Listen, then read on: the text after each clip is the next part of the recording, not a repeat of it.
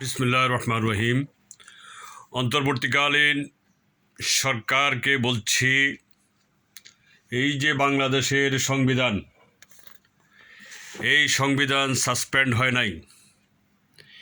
এই সংবিধানের আলোকেই আপনারা রাষ্ট্র পরিচালনা করছেন। আমি আপনাদেরকে শুধু এতটুকু বলতে চাই, আর্টিকেলের 7-এর ক এবং 7-এর খ পড়ে ভালোভাবে বুঝে নেবেন।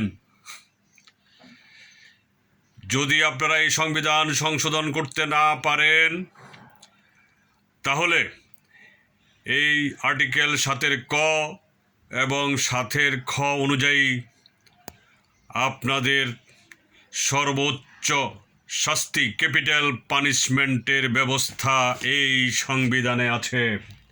সুতরাং চিন্তাভাবনা করুন, এখনও সময় আছে।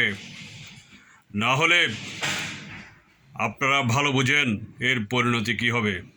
আল্লাহ হাফেজ। বাংলাদেশ জিন্দাবাদ। বাংলাদেশ ডেমোক্রেটিক মুভমেন্ট জিন্দাবাদ।